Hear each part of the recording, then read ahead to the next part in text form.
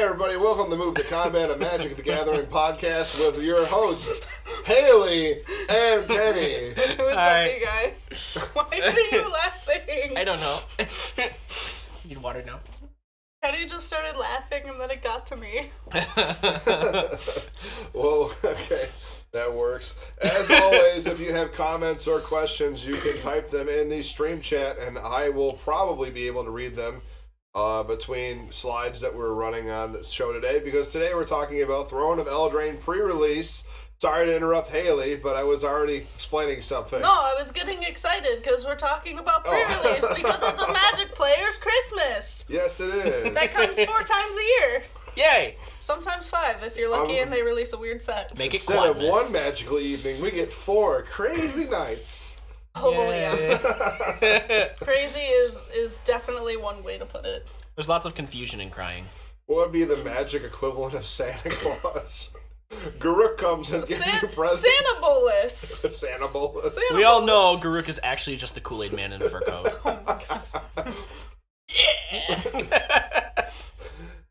Alright, so if we can stop the giggles for like 30 minutes, maybe we can actually get something done today. All right. So Let's get started. So, I guess we should start with one of the most obvious things. Maybe not one of the most obvious things to some people, but like what a pre-release actually is. Yeah, I mean, so pre-release is a limited it's a limited format where you're given 6 packs. What? Oh, next. You're given 6 I packs. have a slide. We are prepared this time, as opposed to other times we've done this. It only took us 3 tries to get it right.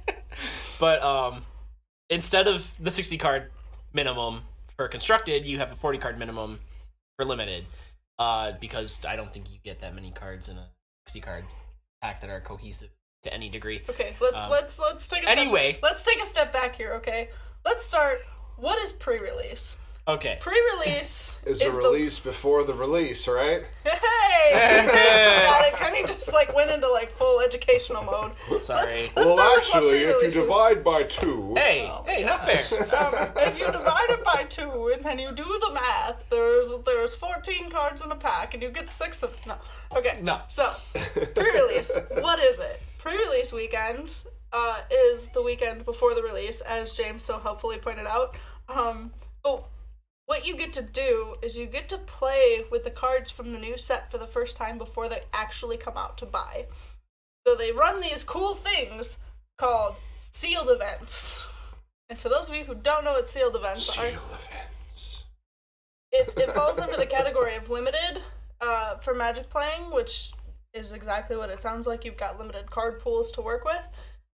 So what's going to happen is you go to your favorite local game store and you pay them a predetermined amount of money and they hand you a pre-release kit. And in that pre-release kit, you will get 6 packs from which you will have to build a deck from. And usually a promo rare. And a promo rare. Or and mythic. So you'll get 6 packs, some sort of promo card, depending on the set, depends what they do with it. Sometimes you get 2. Sometimes you get other cool stuff, and you usually get a spin down life counter as well that is specific to the set. Yep. Basic lands are provided for you for deck building. So In most cases, check with your local game store. Most first. cases.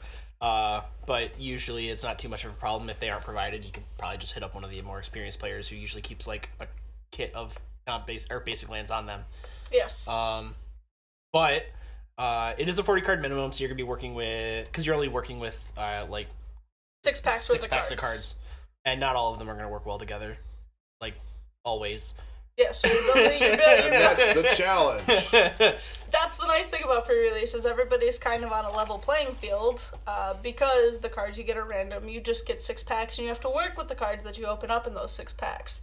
So everyone's on a more level playing field, and because you're only working with 6 packs worth of cards, that's a smaller card pool to work with. So nobody expects you to build a fully functioning standard size 60 card deck out of it. You're praying to RN Jesus, pretty much. Oh yeah. But you are given. Usually, there's a meeting talking about the mechanics Yep. before the cards are opened, and then you'll get the chance to open the cards and deck building will begin. And you're usually given about an hour, 45 minutes to an hour to do that. Yep. So a judge will explain, the new mechanics from the set, which we will also do for you today. So you are super prepared. We're on top of stuff here this week. But yeah, so you'll have a judge or a tournament organizer present, however your local game store decides to run it. They will give you a quick rundown of rules. They'll answer any questions you might have before you get started, and then you'll have 50 minutes to an hour to build this minimum 40 card deck. Keep in mind that you don't have to follow the rules with that. You can make 40 plus card deck. How many cards usually end up in your deck? Because you're crazy? I usually end up somewhere between like 42 and 45, and it's not because I'm crazy, it's because I like options. Worst case scenario, you're decking out before me. Uh-huh. You mean you can't make decisions? I can make decisions. You heard it here, folks. Always make 41 card decks. 41 card decks! Exactly. Yes. It drives me insane. It's so funny to watch Kenny go up in flames about this, though. It's so weird. It's so weird. Anyway. It's great. Messes with the math. It doesn't mess with the math. We can talk a little bit more about our own personal processes after we get through what. So what about the continuous build format? So. Okay. As the resident judgeling, I can take this question. Okay. So, pre-release is a continuous build format. Now, what that means is throughout the night, at any point in time that you're not in the middle of playing a game, you can change the deck that you build. So, any card that you open out of these 6 packs, is that what I said? Yeah. For some reason, I heard deck in my head. You stumbled a bit, but you said it. For some reason, I heard deck in my head. So, any of these cards that you open are your sideboard for the whole night, that you don't put in your actual deck. You can use any of them at any point in time. All of them are free game. So, as the night goes on, say you play your first match, and you build a black-blue deck, and you decide after your first match that you hate black-blue. Guess what? You're in luck, because you can make a mono-red deck after that. If you have the mono-red cards. Which is entirely possible. Not likely, but it is possible. I've seen it done.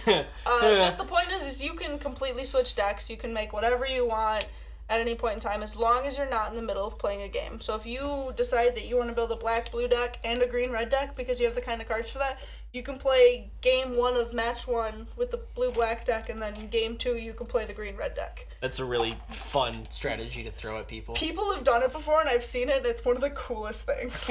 It throws me for a complete loop. They're like, let me just put my deck away. I'm going to pull out this other deck that I built, and I'm like, oh no. Oh no. But it's really cool.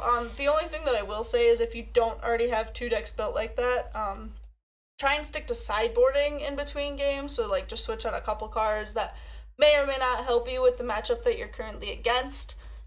Keep you in can mind, always completely switch decks in between rounds. Keep in mind your entire card pool that's not in your deck is your sideboard. Yes. So like any cards that aren't in your deck that you think are better fit for this matchup, you can just be like, oh cool, I'm just gonna grab these instead. And if you're lucky enough to get a bunch of copies of a card you really like, even if it's more than 4, you can play them all. Of them. Yeah, if you pull like 6 prankles or rankles. Six rankles. Who does the prankles? Yeah, 6 rankles. I'm gonna call them prankles because it's funnier. Prankles. 6 prankles. 6 prankles.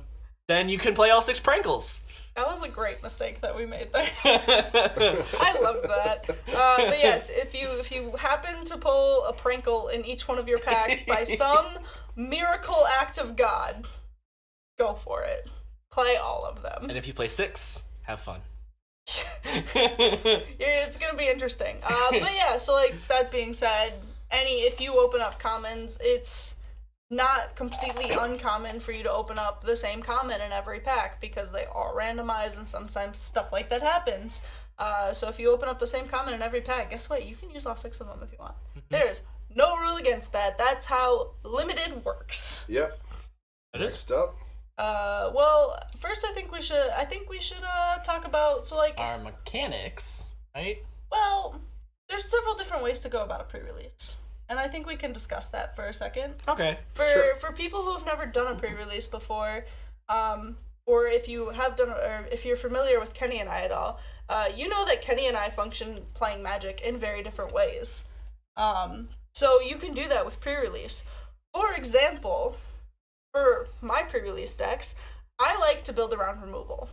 I like to open up all of my packs, separate out my colors, figure out what I have the most amount of removal and bombs in, and we'll explain a little bit later as to what we mean, like, specifically that a bomb is.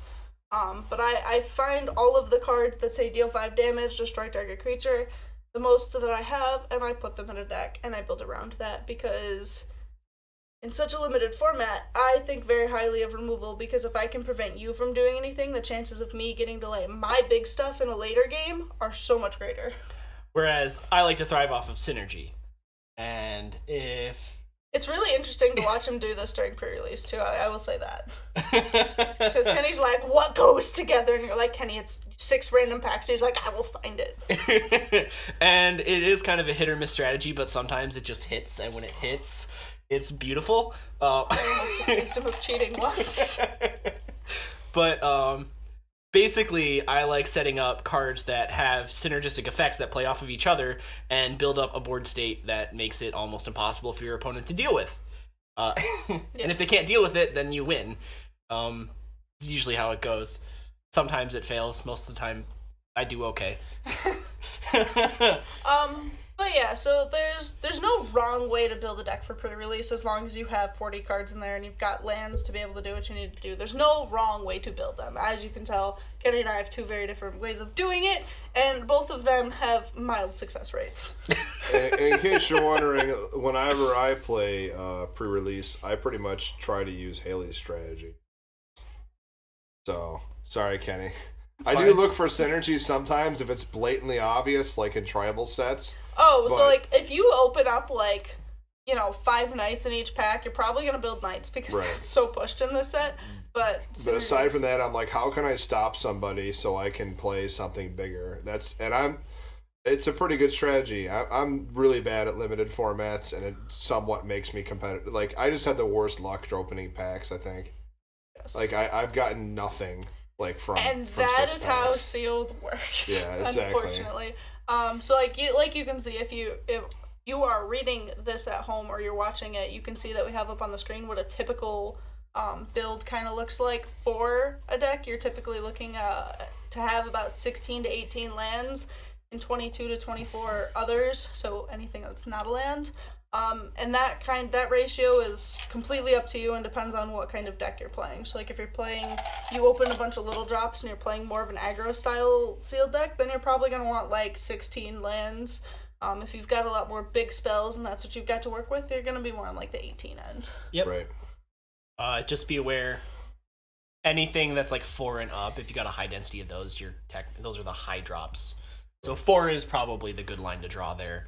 And then 3 and below are kind of your lower end. Yes.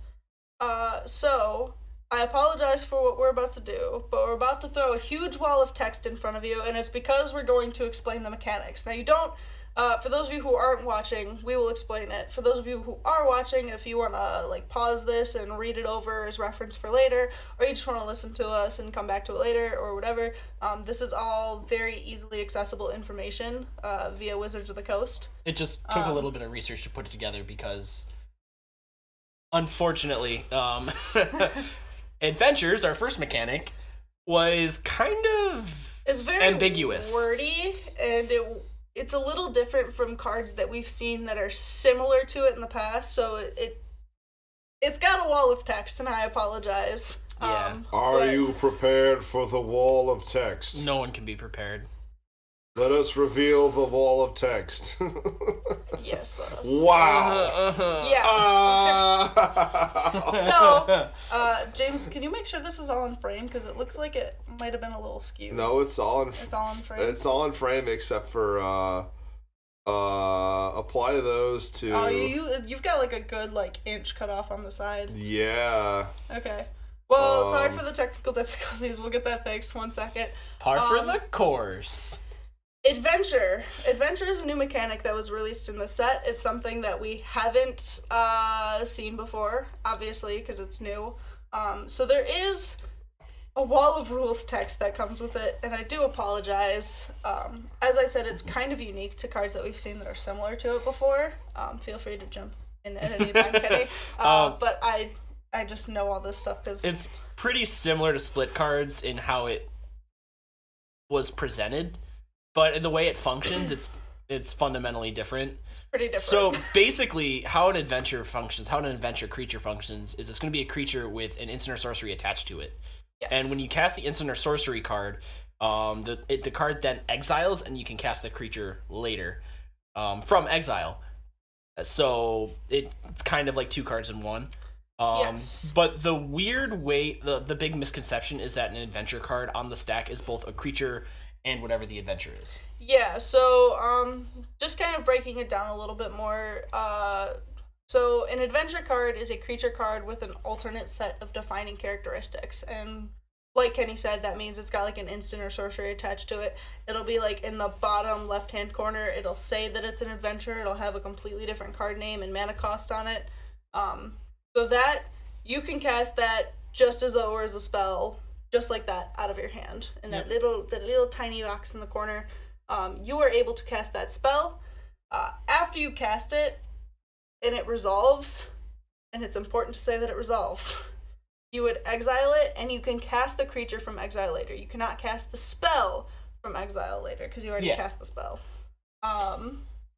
Where I'm really confused is, what is an adventure creature when it's cast on the stack? Like, can I counter an adventure creature with a counter target creature? No. So here's, if it's cast as a creature spell, yes. If it's cast as a creature spell, yes. If you're If it's casting cast the as adventure, no. So they're uncounterable if it's just counter target. No, you can count. You just count. You can't say, you cannot counter it if it says counter target creature spell. You can counter it with a counter spell. If I just not a counter creature spell. If I negate and they cast the adventure, I'd negate the adventure. Yeah. Correct. Okay. I just wanted to make sure. This is sorry. Like I said, this is why we said it's weird, and this is why it has a wall of rules text that comes with it. Basically, to sum up like 3 of those bullet points, an adventure card is a creature card everywhere except the stack. And I say this because on the stack, when you're casting it as an adventure, it takes on the alternate set of characteristics that it has, so it becomes that adventure card that you're casting. Yep. So in other words, if it's an adventure card that's an instant, it becomes an instant. Yes. Or a sorcery, it becomes a sorcery. Yeah. Or a creature, it becomes a creature. Well, the adventure is not the adventure is a creature. Duh. But the instant or sorcery part is correct. Yes. Right. That is 100% correct. If it's just in your deck, for example, if you had a card that says search for target instant or sorcery card, it's not an instant or sorcery, it's a creature. So you cannot then search for that adventure card in your deck because it is a creature. That makes sense. Yes. So it only takes on the alternate characteristics when you're casting it on the stack as that set of alternate characteristics. Gotcha. Okay, that's why I said this is very weird and complicated. It gets into a weird text. Me. I've spoken to like 3 different judges on this topic to make sure that I had it 100% like right. This is how it works. Go for it. Okay. Say what you were gonna say.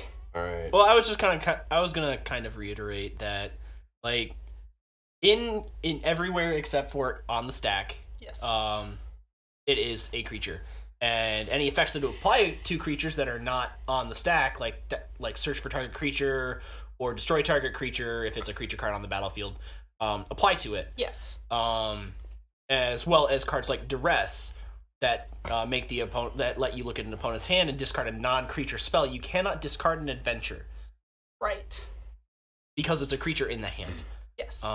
But when you go to cast it, you can choose to cast either the creature half out of your hand or the adventure half. Yes. And while it's on the stack, it is either the creature or the adventure, whatever the adventure is. And then after the adventure resolves, because it's part of the resolution effect of the adventure, it then exiles, and then you can cast it as a creature. Yes. So, that being said, like Kenny said, once it resolves, if you cast an adventure and it does not resolve, so like you negate the instant spell, whatever it may be, it goes to your graveyard. It did not resolve. You don't get to resolve it into exile to cast the creature later. Makes sense. But if it's exiled by a counter spell, you cannot cast the creature from exile then. Correct. If it is put into exile for any other reason than casting the adventure and having it resolve like that, you cannot cast it from exile. Yep. It's a very specified text line on there. So if somebody like Bajuka bogs your graveyard, so they exile your entire graveyard, you can't start casting your adventure creatures from the graveyard. Right. And adventure is like an alternate ability cost, as opposed to adding to the CMC of the card. So anything that cares about like how expensive a card is, they check the creature's CMC, not the adventure's. Correct. Okay. And you can't cast a creature as if it had flash from your exile. I get that. Exactly. Yeah, Yep. So cast at normal restrictions. you use with normal casting restrictions. So for the most part, I mean there are exceptions if all your creatures have flash or something like that. Yeah. For the majority of the time, when you are casting an adventure creature from exile, you're casting it during one of your main phases when nothing else is on the stack. Gotcha. Also, fun little interaction that I just thought of. The 3-mana Vivian that gives all of your creatures flash also gives all of your creatures with adventure flash, including the adventure part.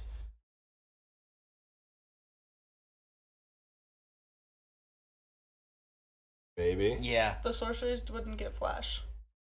Oh, you're right. The sorceries would not get flash. Don't tell people that, Kenny. I am wrong. The sorceries would not get flash. But you can still cast the adventures. The creature that has it attached to it, yes. Yeah, you can still cast the adventures out of the exile when it's exiled with Vivian off the top of your library. Alright, if an effect copies an adventure spell, that copy is exiled as it resolves. It ceased to exist as a state-based action. It's not possible to cast a copy as a creature. Okay. Yes, so this, it seems a little redundant, but just to clarify everything, if you've cast the adventure spell, so like the instant, and you make a copy of that, we're not making a copy of the full card. So when the copy of the spell resolves, it's no longer a card, it doesn't exist, it doesn't resolve into exile. Well, it does resolve into exile, but it fizzles because it wasn't a physical card. Like a token. If it goes anywhere like a token. If it goes anywhere but the stack, it exiles. Correct. If it goes anywhere but the stack, it exiles. You cannot cast a copy of something that never existed from exile as a creature. It does not work that way. This is why we needed the wall of text, because there's a bunch of weird things that apply to it. And anything that has an adventure targets something that has an adventure. That makes sense. An effect may refer to a card, spell, or permanent that has an adventure. This refers to a card, spell, or permanent that has an adventure card set of alternative characteristics, even if they're not being used, and even if that card was not cast as an adventure. Correct. So if I have a creature on the field that I cast and it happens to have adventure on it, but I never cast that adventure thing, it still counts as having an adventure if I have a permanent that cares about that. Yep. Gotcha. Yep. So. Sorry, I didn't cut you off. Nope, it's all good. Finally, casting a card as an adventure isn't casting it for its alternative cost. Effects that would allow you to cast a spell for an alternative cost or without paying its mana cost may allow you to apply those to the adventure. Can you clarify that for me? That's a little confusing. I can exactly clarify that for you. So if you'll remember, a couple sets ago we had an ability called Spectacle. Yes. Okay, so Spectacle said that as long as an opponent lost life this turn, you could cast it for its alternative Spectacle cost. Gotcha. So the Spectacle cost was, if you met this condition, you may pay this cost for this card instead. Adventure does not work like that. It's not an alternative cost. Adventure is, like we said, it's kind of like having a separate card on the card. So you're not paying an alternative cost, you're paying for the spell that you're casting. I feel like it's closer to an overload cost. Closer, but not quite, because overload is still an alternative cost. Yeah. Yeah, so this is basically, when you're casting an adventure spell, you're just paying the spell's CMC. Mm-hmm. You're not paying an alternative cost for it. So if you have something that allows you to like reduce costs or changes the cost of a thing, that can still apply to the adventure because it's not an alternative cost. So like if you were to cast something for its Spectacle cost and you had a thing, so like say the Spectacle cost was 2 generic and a red, and you had something that allowed you to reduce the spell's cost by like 2 mana, it's an alternative cost, so it doesn't count like that. Yep. Whereas this, if I have something in the say adventure like cost is the like uncommon Dovin from War of the Spark that increases the cost of all instants and sorceries by 1. Yes. It would apply to the adventure cost. Oh, okay. Yes. So it would apply. Okay. Yeah. It would apply. Yeah, anything that changes a spell's cost would apply to this because it's an actual like CMC. It's an actual converted mana cost. It's not an alternative cost. If there was a hypothetical card that said like reduces all instants by one Generic. Goblin Yeah. Electromancer. Mm-hmm. Like casting a card that as an adventure. So since it's an adventure that has an instant on it, it would still reduce that by one. Correct. Okay, Yes. it's just the way it's worded is like really. There was a lot of stuff that was worded this way, and that's why we said I understand that it's a wall of text, but it was a wall of text that was necessary. Scary wall of text. We bid you adieu. Goodbye. Please Yes. don't return Go away. to us. This one's not as bad. Adamant. Adamant's actually pretty straightforward in my opinion. Adamant is pretty straightforward. Yeah. So Adamant basically says if you spend 3 or more mana of a specific color, then you get rewarded for it. So it's as the spell is being cast, and it has to be applied to that mana cost. What's the best way to make an example of it? Don't try and make an example. Okay. Kenny, you overcomplicate things. Don't overcomplicate things. Adamant. Adamant is an ability word that checks the colors that you spent to cast a spell. It rewards you for having dedication 3 or more of the same color. to the color. Yes. This so 3 or more. Adamant specifically says if you spend 3 or more of X color, this ability happens. Yep. But it's very specific in the order of which it takes place. So, if an instant or sorcery spell has an adamant ability, you perform the spell's instructions in order on which they're listed in the card. So you don't get the adamant ability before the spell resolves or the effects printed above it. So, for like example, if there's an adamant card that says like you pay for the card and it says you draw a card, and then it's got an adamant ability that says if you spent 3 blue mana on this, you draw 2 cards instead. So it would read each one. Yeah, it would read Top each down. one. So it goes, did the spell resolve? Yes, cool. Draw your card. Cool. Did you pay 3 blue mana for this card? Yes. Okay, now you draw a second one instead of just drawing the one. Okay. So it resolves in the order of which it's written. Makes sense. Yep. And then just a quick specification. Some people ask this question, so we're just clarifying. It only checks the colors that you used to cast it. It doesn't matter how you got that color mana. Just as long as that you spent that color mana. So, for example, the example that I have on there, if you have something that allowed you to spend mana as though it were mana of any color. So you have like a Gilded Lotus or a Command Tower or something like that. Yeah. Something that It wouldn't care as long as you get the 3 Chromatic colored. Lantern. The 3 it mana of the doesn't same care. color. Yep, Okay. as long That's as all you that matters. specify that, like, hey, I'm tapping 3 black mana to cast The this last spell. one's interesting. If you copy a spell that has an adamant ability, no mana was spent to cast the copy at all, so that ability So adamant won't apply. Yep. Correct. That's interesting. Yes. It works that way with most things, actually. So, like, extra costs on spells that you make copies of it and makes everything. sense. Yeah. It's just, like, you didn't pay the mana to cast the spell. You paid the mana to make a copy of it, so therefore you didn't cast the spell again. You didn't spend mana on it. Yeah. The ability doesn't The apply. rules that apply to it, other than like the specific mana or adamant abilities, are pretty similar to Kicker. Yes. Yeah, I don't think these 2 keywords are as complicated in play as they are when they're explained. So I wouldn't. Well, so adamant. I think The way- Adventure is. Adventure Really? is kind of complex. Adamant is more of it's going to be one of those mental skips that we make in our head, as you will find that you do a lot as a Magic player. There's a lot of steps that you skip because you just understand how it works. So for example, I specified, because it specifies in the rules that it resolves in the order in which it's written on the card. Right. However, we as players know, like the card I used earlier as an example, I know that I paid 3 blue mana for this card. I told you I played 3 blue mana for this card, so therefore I'm just going to draw 2 cards upon its resolving, because you make that mental skip and you know that's how it works. The general statement is going to be like, I cast this card with Adamant. Yeah.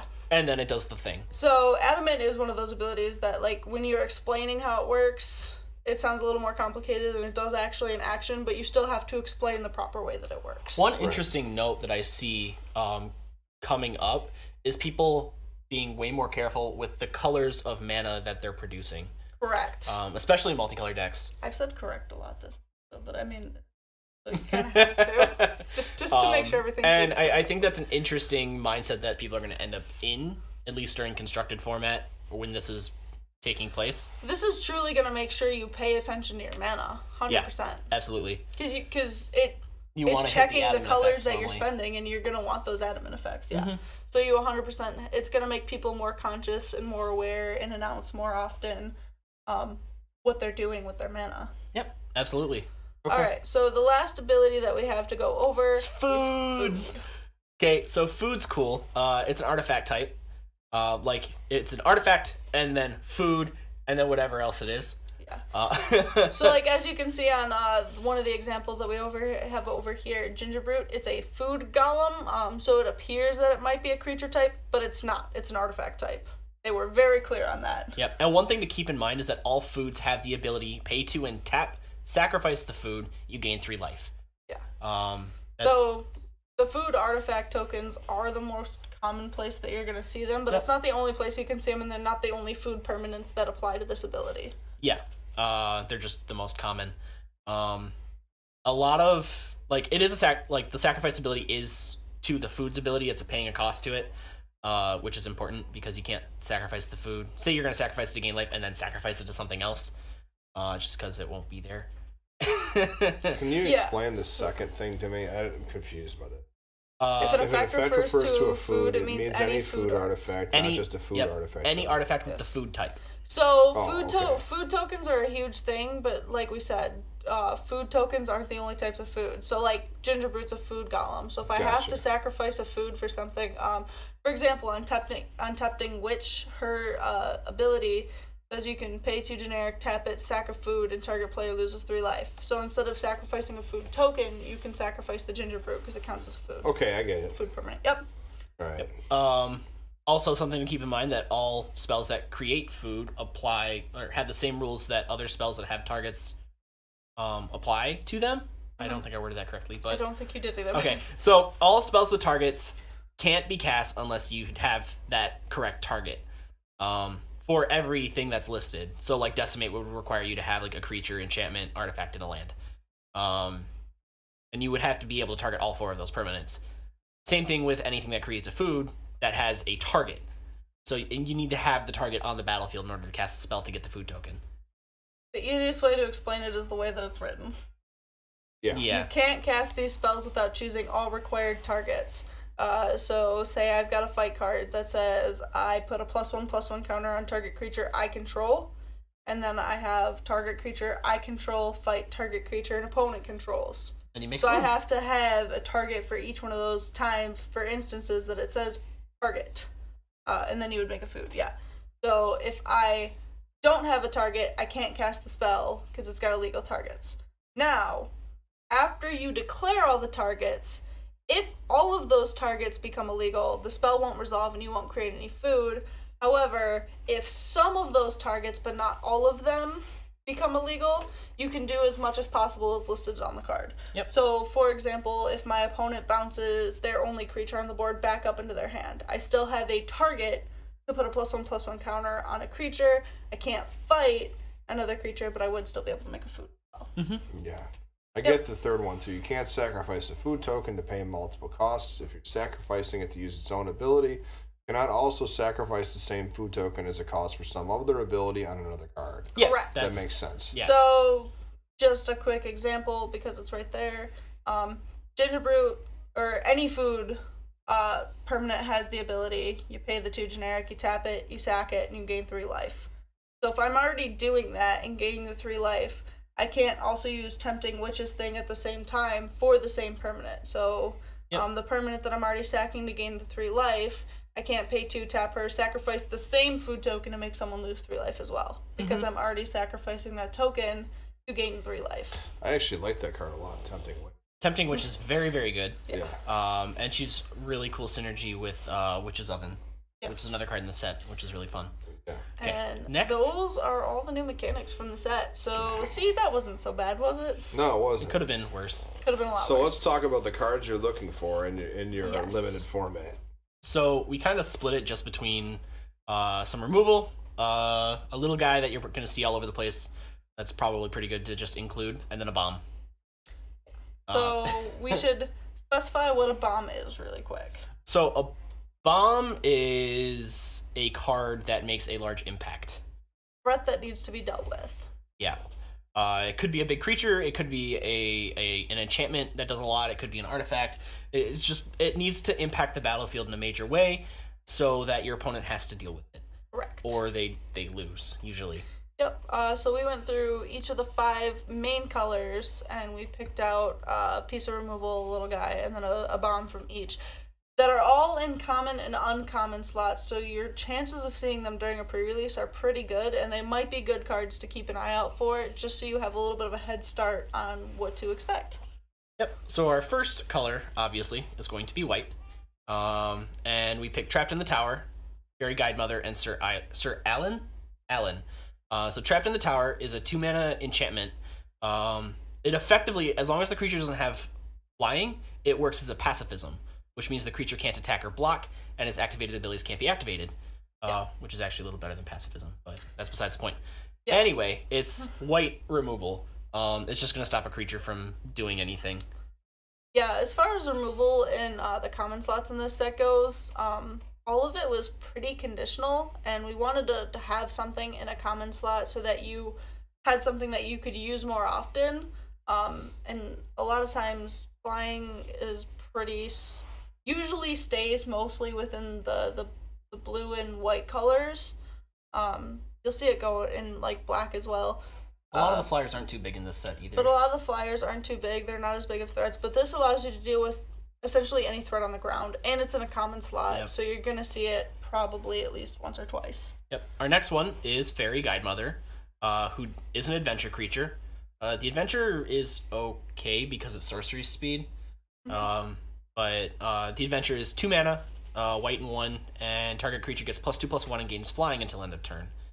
It's sorcery, so you do have to do it on your main phase, but it's a combat trick that can kind of push the last couple points of damage through, and it gives evasion, which is pretty good. Other than that, it's a 1 mana, 1/1 flyer. It plays into the blue-white flyers thing they're trying to do for this set, so... Yeah, I mean, it's a good turn 1. You've got an evasive you got creature a little evasive guy. You can immediately get in. And like Kenny said, Gift of the Fae, the adventure on it is a sorcery, so it's a little... but it is potentially those last couple points of damage that you could need late game. So... And it does grant flying, which is important. Yes, and it does grant flying, which is evasive. And it is in a common slot, so chances of seeing it are pretty good. And that's decent. Kind of, like I said, you're getting 6 rares and or mythics from this set. So something to keep in mind as well is that the adventure cards are effectively 2 cards in 1 slot. Yes. So like looking out for those solid adventure cards that you want to put into your deck just kind of expands what your deck can do. Correct. Which is really important. Our last one is Sir Alan, the Lion's Claw. He's 5 mana, 3 and 2 white, for a 4/4 with first strike. He is a knight, so that's kind of important. And then whenever Sir Alan attacks, other creatures you control get +1/+1 until end of turn. That's solid. Yeah, it's great for go wide strategy. White's all about the go wide and the evasion, so it kind of plays into what white wants to do. At the very least, he's a 4/4 with first strike, so he's taking on a lot of... Yeah, he can ripping take on through a bunch of stuff. Yes. It is important to note that he is in the uncommon slot, so you're not going to see as many of him, but he's still a pretty good auto-include if you do him and you're playing white. Yeah, as long as you're leaning into that creature-based strategy, which is totally a thing you can do. Correct. Right. In fact, it's probably a really viable strategy. It's probably the most viable strategy. When you're in a limited format like this. Next up? Yep. Next up, we've got the blue. So for our blue removal piece, we have Charmed Sleep. It is a 3 mana enchantment. It's 1 and 2 blue. You enchant a creature, and then when it enters the battlefield, you tap enchanted creature, and enchanted creature doesn't untap during its controller's untap step. So it's similar to the white piece of removal. Yeah. Just kind of better. The only thing it Yeah. Just kind of better. It just taps it. It doesn't untap ever. It just doesn't lock down activated abilities that don't require a tap cost. Correct. So even if something can attack or block, if it has some sort of ability where you tap it as part of the cost, they can still do it with that. Yeah. This makes it so it's just tapped. But this hits everything. It's just a really solid piece of removal. Mm-hmm. I've got no issues with. Yeah. For your creature, that's probably not too bad to play. Mistford River Turtle. This card is really cool. It is I really cool. really like it. It's very interesting. So it is a 4-drop, 3 and 1 blue for a 1/5, and I understand that it's only a 1/5, but it's got a big butt. It's not dying to a lot. It's not dying to any standard piece of burn, and whenever it attacks, another target attacking non-human creature can't be blocked this turn, so some other creature that you're swinging with is getting damage. So this actually feels like the Pegasi that we've seen in prior sets. Except it's a turtle. Well, yeah, but the Pegasi all grant the creature attacking with it, or a target creature attacking with it, flying, or some form of evasion. And Mistford Turtle does the same thing, he just makes it straight up unblockable. We have a blue Pegasus, and it's a turtle. It's a turtle, and there's a merfolk riding it, and it's fantastic. It's great. He's super cute. Like I said, I understand he's a 1/5, but that big butt is protecting him from a lot of burn. Even if you're swinging in with him and they're chump blocking it every single time, it doesn't matter because you've got 5, so it's okay. And then for like the more or less bomb in blue, you've got Moonlit Scavengers. It is a 6-drop, 5 and 1 blue for a 4/5 Merfolk Rogue. When it enters the battlefield, if you control an artifact or enchantment, return target creature an opponent controls to its owner's hand. So blue has a lot of artifacts and enchantments in that. Well, yeah, the stuff yeah, that it synergizes well with has a lot of artifacts and enchantments. That's white and blue's theme. Yeah, it's white and blue's theme. So I mean, you're getting a creature and you're bouncing something more often than not with this guy. Yep, and he's a 4/5. It's a 4/5. It's solid. It's a really good creature. Pretty solid. So if you play this and they've got one creature on the field, that could potentially be a game ender depending on how the game is going. It'll run them over. It'll just be a matter of waiting until they run out of creatures to block it with. Right. I like the turtle. I like the turtle a lot too. The turtle's really cool. I love that turtle. Okay. Next up. Black. So I love this card because of the flavor. That was unintentional, but it works. It works. That was such a bad joke, but you weren't doing it. Oh my god. So Bacon to a Pie is a 4-mana instant. It's 2 and 2 black, and it says destroy target creature, create a food token. It's got all the flavor. My secret ingredient? In every sense of the word. I can't tell you that, but here's a hint. It's not love. Yeah. We've also got Foulmire Knight. It's a 1-mana 1/1 Death Touch. Death Touch is really good and limited. Makes your little guy speed bumps in the late game. It's pseudo removal. Yeah. And he comes with an adventure called Profane Insight. It's 2 and a black. It's an instant, and when you draw, it says when you draw a card and you lose 1 life. This is one of the better adventures, in my opinion. I agree. On a 1/1 death touching guy. It is a zombie knight. Zombie knight, yes. But like it's instant. He's at least going to replace himself, and he might kill a creature as well. Correct. Which is really, really good. Yeah. Our last one, Reaper of Night. Reaper of Night is interesting. It's a 7-mana 5 and 2 black for a creature, for a specter. It's Hypnotic Spectre Reborn. Target opponent discards 2 cards. Yes. Yeah. So he comes with an adventure called Harvest Fear, and it says target opponent discards 2 cards. And then you can cast him as a creature for 7, and it says whenever Reaper of Night attacks, if defending player has 2 or fewer cards in hand, it gains flying until end of turn. It's a much weaker Hypnotic Spectre, yes, but it's pretty decent. It's in the vein. vein. Which warms the cockles of my heart. I understand that this is a lot of mana for a card. However, he is in the common slot, and having a 4/5 flyer is game ending. I mean, a big deal. So yeah, it's a big deal. So to have this guy on the field, and typically if you're not playing super aggro decks in limited or sealed like this, you're gonna have time to cast this guy. And I mean, when you're not casting it, it's eating 2 cards. which is Which really is nice. always Yeah, good. so you eat 2 cards earlier in the game, it runs them out of gas that much quicker. And then by the time you've got the 7 mana to cast this, you're probably, if not going to be in top deck mode anyways. Yep. So it's a pretty, like I said, a 4/5 flyers, pretty game ending potentially. Yeah. Next up, Red. red. Okay, so red for removal, we've got Scorching Dragonfire. It is 1 and 1 red for an instant. It deals 3 damage to target creature or planeswalker. If that creature or planeswalker would die this turn, exile it instead. So it's kind of like what we want Lava Coil to do, except it deals 1 less damage. Well, everybody wants Lava Coil to be instant. It's gonna be the cleanest replacement to Lightning Strike in standard. It's gonna see constructed play. Yes. Easily. Mm-hmm. And it's a solid card. It just gets rid of something out of the grave. It stops something from entering the graveyard at all, and it does 3 damage to a creature, which is a really solid rate of damage. Yeah, its downside is you can't hit any target with it, which kind of sucks a little bit. But red's aggressive enough to not care. Red's aggressive, so yeah, you're saying goodbye to a creature forever, basically, for 2 mana at instant speed. Creature or planeswalker. Yeah. And it's really nice too that you can exile the planeswalker with it, because planeswalkers can be A pain.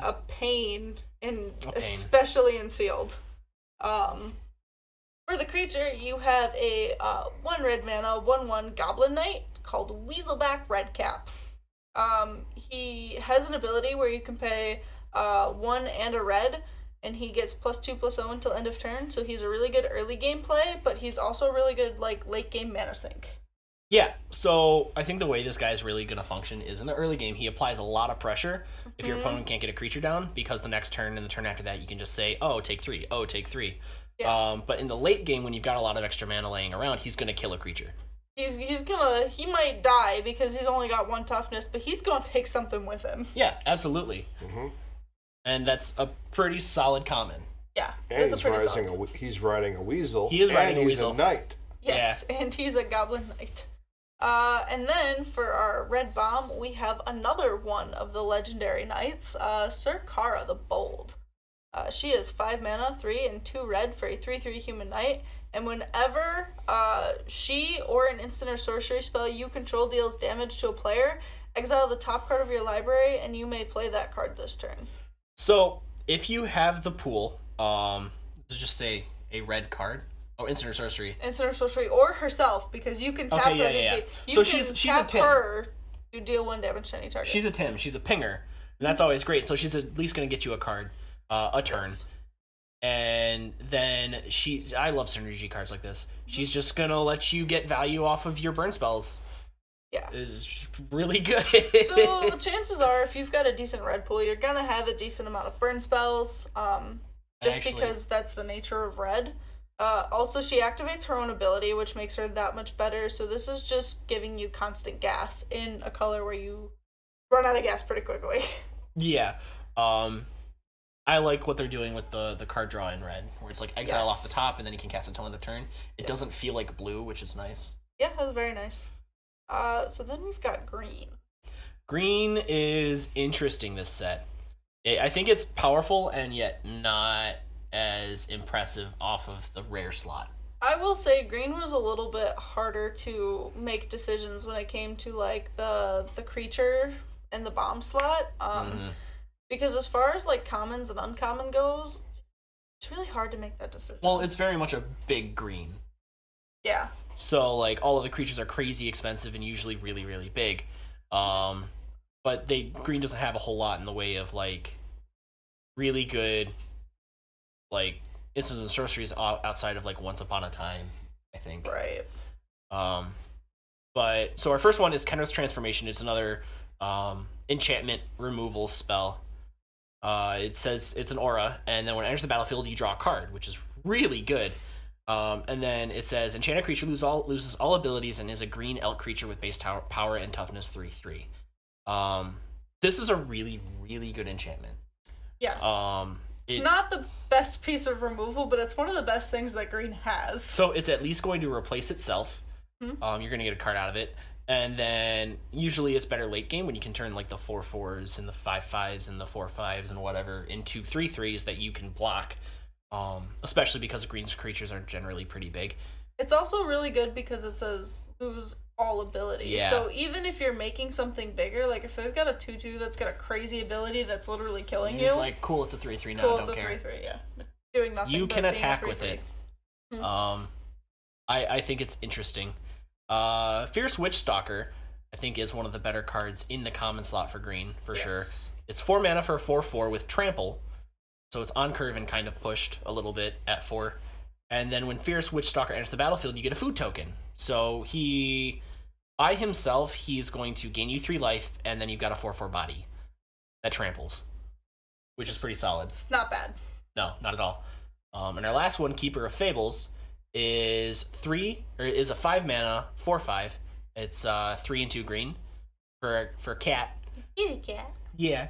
And whenever one or more non-human creatures you control deal combat damage to a player, you draw a card. So as long as you're not running too many humans, which is kind of a minority in the set. Yeah, a little bit. It's not too hard. You get to draw a card if any number of them deal combat damage, which is really good on so a 4/5. if you've got 3 of them swinging in, that's 3 cards you draw. Yeah, if you get 3. It is uncommon, though. It is uncommon. But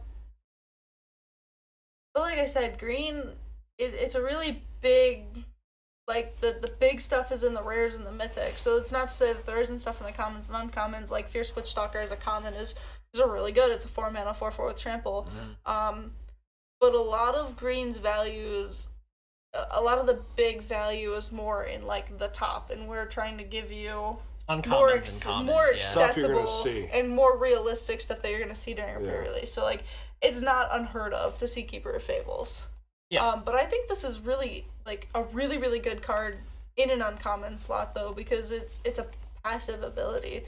So it doesn't even say, like, when this guy and other ones are doing it. It's just, like, whenever one or more non-human creatures you deal combat damage. Oh, it's 1 or more, so you go to draw 1 card. Yeah, it's not a card it's per 1 instance, card. so it's just 1 card. It's 1 My card. bad. I but if you do have 3 Keeper of Fables, you get to draw 3 cards. That is true. They're not legendary. You can do that. Good luck because they're in the uncommon slot, but you can do it. I really want Questing Beast. My sealed pool. That's the dream, but that's unrealistic. So that's what we've got for you guys for this pre-release. Yep. There are dual color uncommons, but they are uncommon, so yeah. I mean, don't expect to see them, but they kind of give flavor to the set. The color combinations, that they want to push. Yep. The reason we don't go over, like, a lot of the multicolor stuff is because it's very situational. And this is technically a monocolored set. It's more of a monocolored set anyways, but finding the cards, like, we don't want to push you into any specific deck or, like, force you to look. That's why we give you the cards from the 5 main colors. Right. So you have a better idea of what you're looking for to build what you want to build, instead of just saying, like, oh man, there's this red-green card that's really good, everybody should build red-green. Well, or something absolutely. like that. So, but there's only, like, 1 of each multicolor combination, 1 or 2. Yeah, but there's nothing crazy. We want to give you guys the tools to have a fun pre-release. Yeah. Put up a challenge. And you know what that means? Speaking of tools to have a fun pre-release, please shower. We say this every single time before every big event. Pretty please. It's very courteous to shower and put on deodorant before you go to your local game store and go play in an event, because you're in a room with a bunch of people, it's gonna get hot, you're gonna get sweaty, and that's understandable. But you're also there for 5 hours. You're also there for 5 hours. Just be courteous to the people around you. Yeah. What do you normally do when, like, separating your packs? I think that's kind of important. Like, when you get like your set of cards, like just your pool, instead of just staring at a stack of cards and not knowing what to do. That's fair. So when I first open up my pre-release kit, I open each pack and I separate everything out by color. Yeah. So I've got my white stack, my blue stack, black, red, green, artifacts, multicolors, etc. And then from there, like I said, I once I have it divided by colors, I go through them and I look for my removal pieces. So even if that's creatures with death touch or things that fight, anything that could potentially remove something off the board that I don't want to see, I take that and I separate it out so I can kind of see where each color stacks up, and I start making my decisions based off that. I actually go in the opposite direction. Of course you do, because Kenny and I build, once again, there's no wrong way to build your pre-release deck. There's many different ways. Yeah, I do the same thing. I separate them all by color. So I've got the 5 stacks, and then colorless stuff, like artifacts and lands that aren't color-based. And then I have my rares laid out, so I can see what each rare does. Mm-hmm.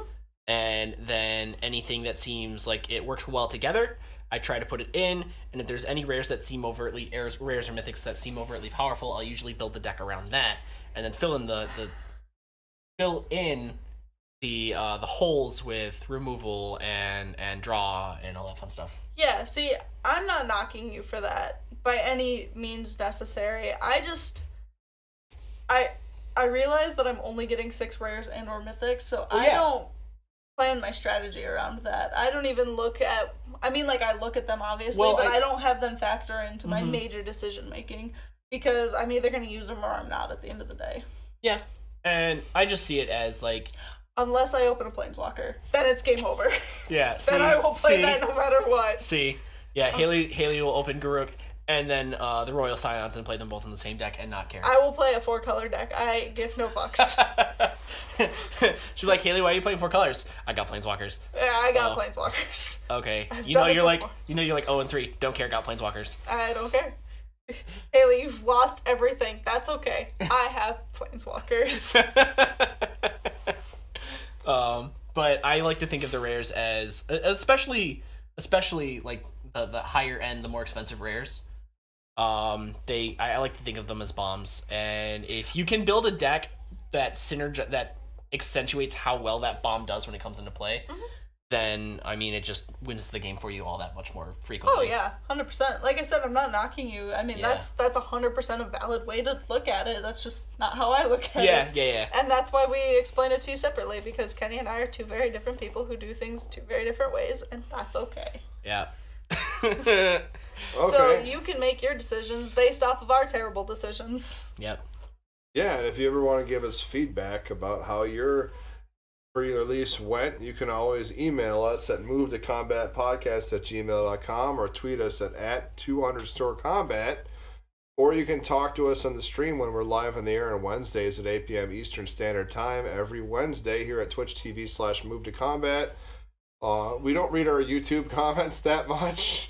I do. At least I don't. So if you can leave comments on the YouTube videos as well, but you won't get live on the air. So if you watch us live, you'll get direct feedback from us. Boy, oh boy. You can also drop us a line on Facebook. We have a Facebook page. And a Twitter page. Combat. Yes, if you just look for Move It to Combat on Facebook, you will find us.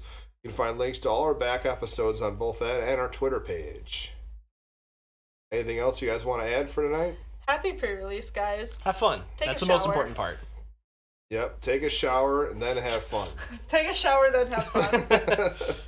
All right, thanks for watching. We'll catch you next week.